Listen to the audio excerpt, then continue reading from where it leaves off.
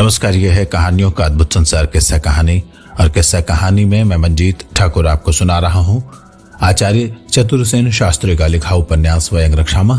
आज सुनिए उसका अध्याय 21, जिसका शीर्षक है किष्किंधापुरी।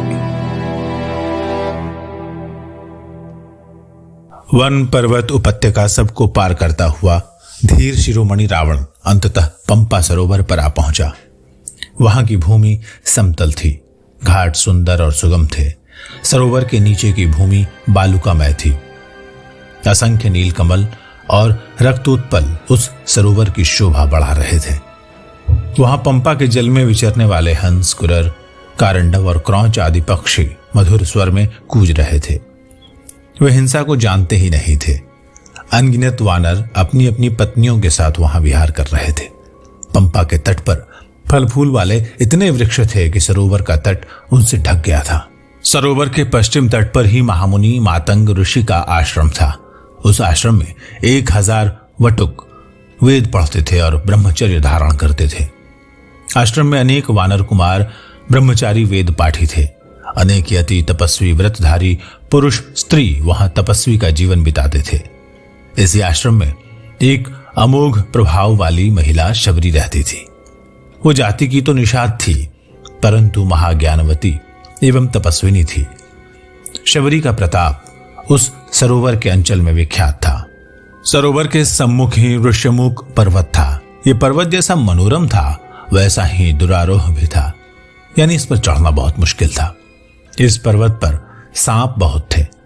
वन में हाथियों के भी बहुत झुंड विचरण करते थे, जो यूथ बनाकर सरोवर के तट पर जल पीने आते थे। पर्वत के अंचल में बड़ी बड़ी प्राकृत गुफाएं थीं। फल, फूल और कंदमूल की तो वहां कोई कमी थी ही नहीं।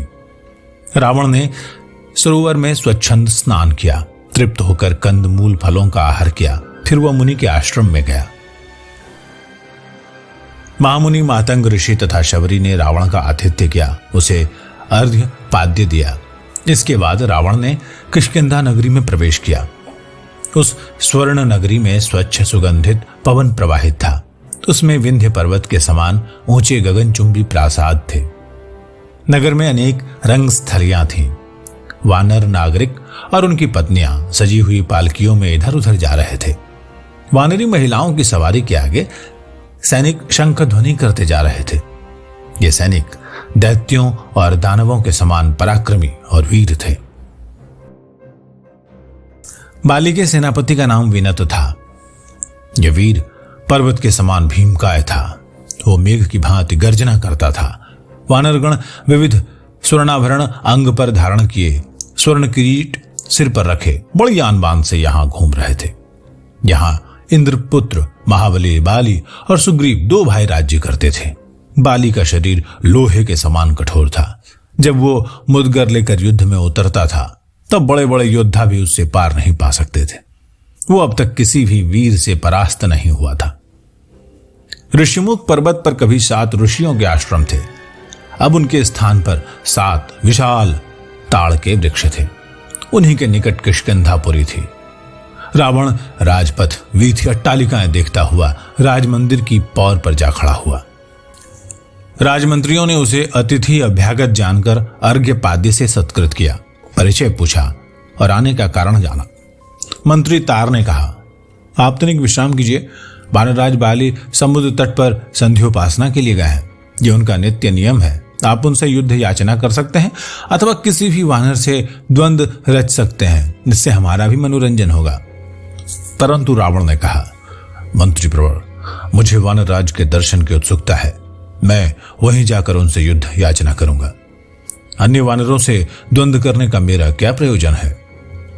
मंत्रियों ने कहा, यदि आपको अपने जीवन का मोह नहीं है तो आप समुद्र तट पर चले जाइए। वहीं महातेजस्वी सुभट बाली से आपका साक्षात्कार हो जाएगा। समुद्र तट पर जाकर रावण ने देखा बाली एकाग्रमन सूर्य पर दृष्टि दिए द्वितीय सूर्य के समान अचल भाव से समुद्र जल में खड़ा है। रावण ने उच्च स्वर से कहा, युद्धम देहि, युद्धम देहि। बाली ने मुंह फेरकर महावीरवान रावण को देखा, सूर्य को जलांजलि दी, फिर जल से बाहर आकर कहा, आप कौन महाभाग मुझसे युद्ध याचना कर मेरी प्रतिष्ठा बढ़ा रहे हैं? रावण ने कहा, मैं 7 द्वीपों सहित लंका का अधीश्वर पौलत्स्य रावण हूं और किसी गूढ़ उद्देश्य से आपसे युद्ध याचना कर रहा हूं। आइए, अगर आप भयभीत नहीं हैं तो युद्ध कीजिए। बाली ने हंसकर कहा, अतिथि का अर्घ्यपाद से सत्कार किया जाता है, फिर आप महाप्रतिष्ठ हैं, परंतु आप युद्ध याचना करते हैं। आपका अभिप्राय गूढ़ है तो ऐसा ही हो, आप शस्त्रपात कीजिए। रावण ने कहा, नहीं वीर, आप वीरस्त्र हैं, मैं मल्ल युद्ध करूंगा। बाली ने जवाब दिया, तो ऐसा ही हो। रावण ने अपना परशु फेंक दिया। दोनों वीर समुद्र की सोन रेती में मल्ल युद्ध करने लगे। कुश्ती के दांव पेच चलने लगे। दोनों अप्रतिम योद्धा थे। वे परस्पर एक दूसरे की प्रशंसा करते हुए बड़ी देर तक मल्ल युद्ध करते रहे। दोनों के शरीर पसीने से लथपथ हो गए। युद्ध करते करते उन्हें 2 प्रहर का काल हो गया। अंत में बाली ने रावण को परास्त कर उसके वक्ष और कंठ पर अपना चरण रखकर हंसते हुए कहा, पौलत्स्य रावण, तुम्हारी अभिलाषा पूर्ण हुई या अभी कुछ और इच्छा बाकी है? रावण ने भी हंसकर कहा, संतुष्ट हुआ इंद्रत्रय, तू महावीर है, तुझमें अद्भुत बल है, विक्रम है, तेरी गति वायु के समान है।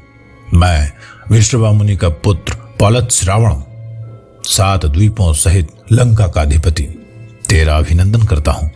तेरे बल की थाह के लिए मैंने तुझसे युद्ध किया था, क्योंकि मैं तुझसे मित्रता स्थापित करना चाहता था। अब अग्नि के साक्षी में तुझे मैं अपना मित्र बनाता हूं। अब से स्त्री, पुत्र, नगर, राज्य, भोग, वस्त्र, सब वस्तुएं हमारी तुम्हारी एक ही रहेंगी।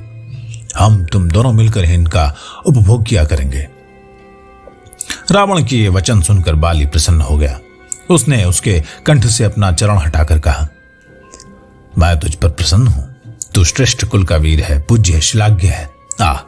अग्निदान कर, हम अग्नि को साक्षी कर बंधुत्व की स्थापना करें। दोनों ने अग्नि प्रज्वलित कर परस्पर बंधुत्व की प्रतिज्ञा की। फिर दोनों ने एक दूसरे का आलिंगन किया। इसके बाद दोनों किष्किंधा के राज मंदिर में परस्पर एक दूसरे का हाथ पकड़े उसी प्रकार घुसे जैसे दूसरे किसी गुफा में प्रवेश करते हों।